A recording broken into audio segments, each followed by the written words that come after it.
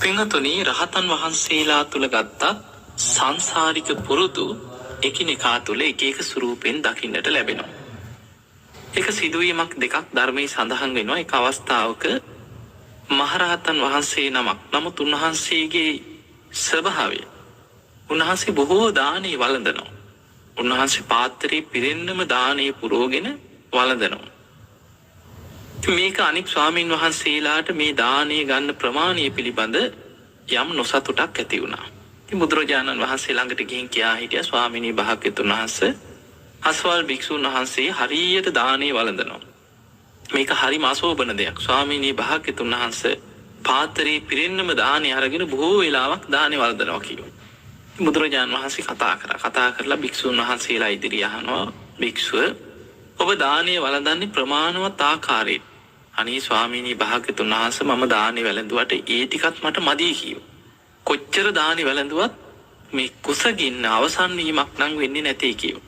අන්නේ වෙලාවේ බුදුරජාණන් වහන්සේ භික්ෂුන් වහන්සේලාට උන්වහන්සේගේ පෙර ජීවිත ගැන විමසලා කියනවා, මහණෙනි, මේ භික්ෂුව සාමාන්‍ය කෙනෙක් නෙමෙයි, ඒ නිසා නිന്ദා අපහාස කළ අකුසල් පුරව ගන්න එපා කියනවා. කෙලෙසුන්ගේ මිදිච්ච රහතන් වහන්සේ නමක්. නමුත් ආත්ම භාව 500ක් හස්ති රාජ මහා කුලේ ඇතෙක් වෙලා ඉපදිච්ච කෙනෙක් කියනවා. එතකොට මේ හස්ති රාජයේ හැටියට ඇතෙක් වෙලා ආත්ම 500ක් ඉපදිච්ච කෙනෙක්, ඒ ඇතිවෙච්ච සංසාර පුරුද්ද නිසා මනුස්ස ලෝකයේ ඇවිල්ලා පැවිදි වුණත් කොච්චර ආහාර ගත්තත් ඒකේ ප්‍රමාණයක් ඇති කියලා හිතෙන්නේ නැහැ. මොකද කුසගින්න කියන එක හැම වෙලාවෙම මතුවේ. අර සංසාර පුරුද්ද. තමන්ගේ විඥානේ යම් දෙයකට හැඩ ගැහුණාට පස්සේ, කෙනෙක්ගේ විඥානේ යමකට පුරුදු වුණාට පස්සේ, ඇබ්බැහි වුණාට පස්සේ, ඒක සංසාරික පුරුද්දක් වශයෙන් දිගින් දිගට ආත්මෙන් ආත්මයට යන ස්වභාවයක් අපිට දකින්න ලැබෙනවා. ඔය වගේම තවත් ධර්මයේ තියෙන එක සිදුවීමක්, තරහ රහතන් වහන්සේ නමක්. නමුත් කවුරුත් දන්නේ නැහැ මේ රහත් කෙනෙක් කියලා. මොකද රහත් වුණා කියලා ඇඟේ බෝඩ් එකක් ඉල්ලගෙන ඉන්නව නෙමෙයි. උන්වහන්සේගේ සාමාන්‍ය චර්යා රටාව, සාමාන්‍ය හැසිරීම, මේ තුල තමයි රහතන් වහන්සේලා මාර්ගඵලලාභීන් එදා ජීවත් වුණේ. මම මෙහෙමයි, මම මේ වගේ ඵලයකට ආපු කෙනෙක්, මං දැන් මේ වගේ කෙනෙක්, මං වෙනදා වගේ නෙමෙයි, දැන් උඹලා මට කරු කරපල්ලා. ඔය වගේ අර තමන්ගේ තියෙන චිත්ත දියුණුව මුල් කරගෙන යම් කිසි පිළිගැනීමක් ලබන්න හෝ, යම් කිසි සමාජික කැපිලා පේන්න හෝ, අනිත් භික්ෂුන් වහන්සේලා අතර මම ඉහළට දියුණු වෙච්ච කෙනෙක් කියලා හුවා දක්වන්න හිත දියුණු කරපු කෙනෙක් උත්සාහය ගන්නෙ නැහැ. නමුත් මේ ස්වාමීන් වහන්සේ එක්තරා ආරාමයක වැඩ සිටියා. හැබැයි උන්වහන්සේගේ සංසාර පුරුද්ද කියන්නේ, උන්වහන්සේ නිතර කතා බහ කරනකොට වසල වාදයෙන් තමයි කෙනෙකුට කතා කරන්නේ. මෙහි වරෙන් වසලය, අර වැඩි කරපම් වසලය. එතකොට ඒ වගේ කරපම් මෙහි වරෙන් ඵලයන්, ඒ වගේ කෙනෙක්ගේ හිත රිදෙන විදිහේ වචන වලින් තමයි උන්වහන්සේ නිතර කතාබස් කරන්නේ. ඉතින් මේක මිනිස්සුන්ට අල්ලන්නේ නැහැ. මේ අය ඇවිල්ලා අපි කියමු ගිහිල්ලා බුදුරජාණන් වහන්සේට කියමු කියව මේ කතා කරන්නවත් දන්නේ නැති හාමුදුරු කෙනෙක්.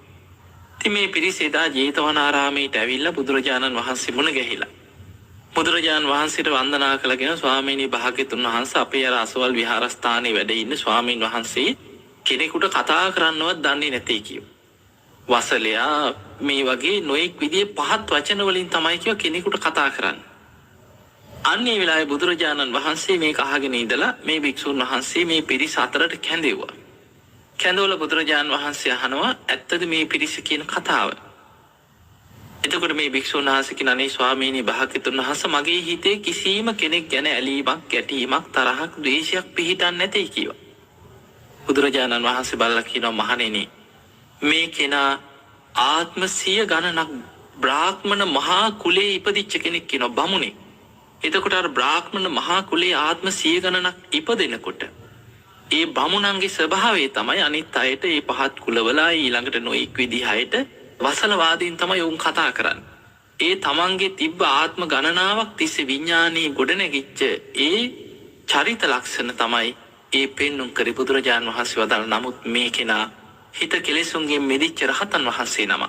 හිතේ තරහක්, ද්වේෂයක්, වෛරසිතකින් කතා කරනවා නොමේ කියවා. ඒ පුරුද්ද කියව.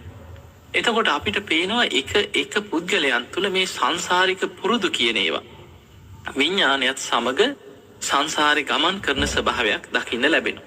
විඥානය ගැන බුදුරජාණන් වහන්සේ පෙන්නනවා, මේ විඥානේ අපි යමක් කරනකොට අපේ ක්‍රියාව යම් ස්වරූපයකින්ද අපි පවත්වන්නේ ඊට අනුව විඤ්ඤාණය හැඩගැහෙනවා. ඒක බුදුරජාණන් වහන්සේ වදාළ පුඤ්ඤංචේ සංඛාරං අபிසංකරොන්ති පුඤ්ඤෝපගං හෝති විඤ්ඤාණක් කියනවා. යම් කිසි කෙනෙක් නිතර නිතර පින් දහම් කරනවා. පිනට නැඹුරු වෙනවා. පිනට නැඹුරු වෙලා තමන්ගේ සිත කය වචනෙන් පින් දහම් වලට නැඹුරු වෙච්ච ජීවිතයක් ගත කරනකොට පුඤ්ඤෝපගං හෝති විඤ්ඤාණ. ඒ කෙනාගේ විඤ්ඤාණයත් පිනට නැඹුරු වෙලා හැඩගැහෙනවා. පිනට නැඹුරු වෙච්ච විඤ්ඤාණයක් ඔහුට සකස් වෙනවා. අන්න බලන්න නිතර නිතර පින් දහම් වල යෙදෙනකොට නිතර පුණ්‍ය සහගත කටයුතු වලට යෙදෙනකොට තමන්ගේ විඤ්ඤාණය පිනට අඬුව නැඹුරු වෙලා හැඩගැහෙනවා.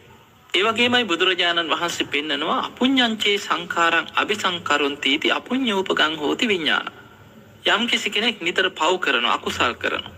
තමන්ගේ සිත කය වචනේ නොයේක් විදිහේ පාපී අකුසල් වල යෙදෙනවා.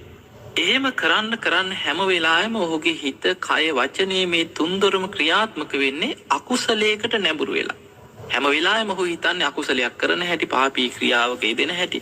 එතකොට මේ චරිත ලක්ෂණයත් එක්ක බුදුරජාණන් වහන්සේ වදාළ නිතර අකුසල් කරන කෙනාගේ විඤ්ඤාණේ අපුඤ්ඤෝපගං හෝති විඤ්ඤාණ.